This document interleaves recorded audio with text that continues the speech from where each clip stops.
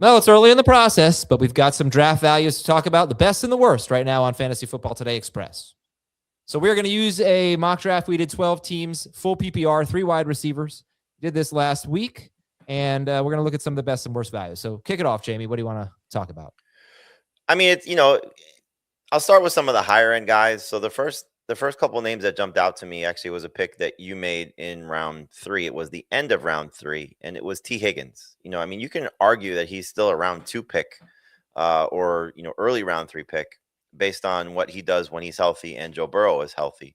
And obviously that's been sort of few and far between over the course of both of their careers because of injuries. But we know what Tee Higgins is when he's right, and he can easily be a top 12 wide receiver. So I like this stretch of receivers in this mock draft. And again, you can see the results on CBSSports.com.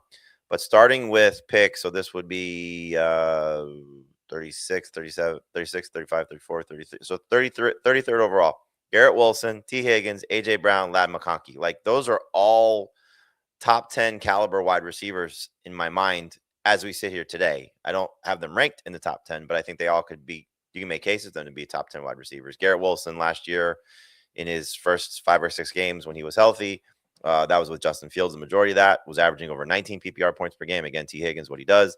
A.J. Brown had that stretch of games last year where he was over 19 PPR points per game, could still end up with a great team if he leaves Philadelphia. But if he stays with the Eagles and Dallas Goedert's gone, for example, he could be great once again, or continue to be great, if you want to phrase it that way. And then McConkey, I took him with the last pick of round 3.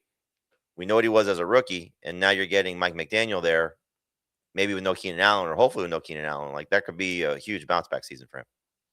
Yeah, Higgins only played 4 games down the stretch with Joe Burrow because he missed 2 of them, but he scored 27.2, 14.3, 9.9, and 18.7 PPR fantasy points in those 4 games. So that's really exciting. He's touchdown dependent, but Joe Burrow throws a ton of touchdowns.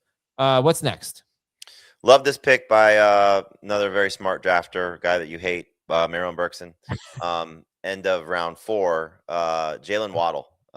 We don't know what's happening in Miami, and Waddle reportedly, after Tyreek Hill, Bradley Chubb, Nick Westbrook-Ikine, and James Daniels, I believe, after the 4 of them were released earlier this week, there was a report that he said, I want to be next. So we'll see if he stays in Miami, if they could, they may try and trade him to maximize capital and, really turn this franchise over. But he stays with the Dolphins. He's going to be the number 1 receiver, hopefully with a quarterback upgrade, or at least somebody that's at the level of Tua Tagovailoa and not necessarily a step back. Waddle can easily be what he was in his first 2 seasons before Tyreek Hill got there. And that was a top 20-ish caliber wide receiver, chance to be very special. So love that pick at the end of round 4. He went right after DeVonta Smith.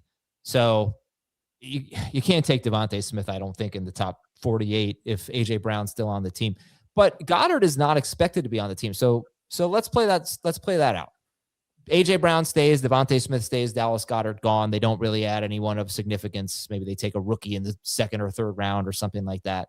What would you think about DeVonta Smith going 47th overall? I'd like it. He's proven that when there's somebody missing, he's great. When there are both guys missing, he's amazing. And so I think what we see potentially, we're going to have an older Saquon Barkley coming off a down season. We have an offensive line that may not be able to run block as well. And we may see a defense that could continue to lose some parts as well. So we might see a more pass-friendly Philadelphia offense. And again, new coordinator there. So hopefully that leads to a few more opportunities for DeVonta Smith. But that's the right range for him. I mean, he always has the potential to be great. And obviously, if A.J. Brown and Dallas Goedert are gone, we're talking about a guy that might be going in the first 3 rounds. Yeah, I just wanted to get the numbers because I was wrong with what I said. I said you can't take him in the top 4 rounds if A.J. Brown's there. But if Brown stays and Goddard is gone, going into last year, did Goddard miss any games last year? Goddard missed a few, yes. He did? Okay. Well, going into last year, DeVonta Smith was great when Goddard was out and A.J. Brown was in.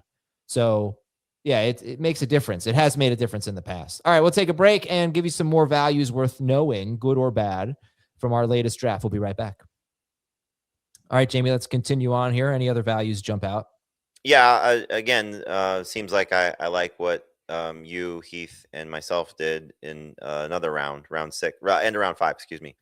Another stretch of wide receivers. You took Cortland Sutton, with the 10th pick of round 5. Heath took Terry McLaurin with the 11th pick, and I took Marvin Harrison Jr. with the 12th pick. I didn't really counter Dave's argument about breaking up with Marvin Harrison, but because I don't really believe in it. I think Harrison, even if Michael Wilson stays, depending on who the quarterback is, that's a big part of this. I think Harrison is going to be a very featured part of this team. I don't think that because there's a regime change, they're going to necessarily have to try and prop him up, like Dave was arguing that this regime doesn't have the same, value for Harrison. I think he's going to be pretty good, and I really wish we could have seen him with Jacoby Brissett for a full season for that stretch of games, because not that he may have produced as well as Michael Wilson did, but I think what we saw from a target perspective when he was healthy, you mentioned the half against Tampa Bay. We saw the 2 games right after the initial heel injury. Like, he was doing what everybody was hoping he was going to do, which was being featured, scoring touchdowns, getting those opportunities. I think that's all he needs. So quarterback, same, meaning Brissett, no Kyler. I think Marvin Harrison could be special. I think Terry McLaurin back, no contract issue. Right now, nobody else in terms of competition from a receiver standpoint. And while Cortland Sutton did not deliver on what the expectations were last year, he's still a very good fantasy wide receiver, a very good number 2 fantasy wide receiver. I think everybody just needs to put him in perspective about who he is and what he's still capable of doing. I want to talk about one more wide receiver that I think is good value, and it was Odunze, who went to Marone, who I like very much, admire him. First pick of round 7. Luther Burden went 2 rounds ahead of Odunze. Look, Odunze got off to a great start. Then he got hurt. He played hurt.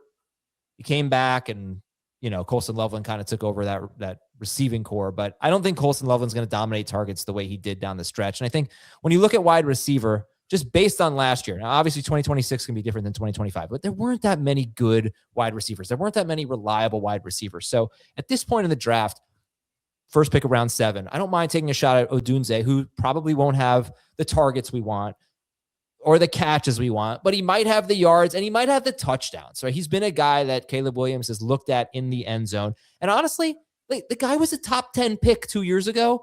I don't want to hear, is Luther Burden better than Odunze? I don't know. They both might be great. Is Colston Loveland better than Odunze? Look, they've drafted great players. Odunze might be really awesome, and he was having this second-year breakout before his injury. So I really like that pick, especially if you can get him 2 rounds after Luther Burden, and I think 3 rounds after Colston Loveland. I definitely agree with your sentiment on the round and the potential what he is. The only thing I just would put in perspective is most of his production came while Loveland was still working through that shoulder injury. So who knows how good he would have been if Loveland was at full strength. Yeah, absolutely. All right, that's going to do it for some of our favorite early values here. And we'll, of course, do some more mock drafts as we have free agency and then the NFL draft and all that, and things will change. For Jamey, I'm Adam. We'll talk to you next time on Fantasy Football Today Express.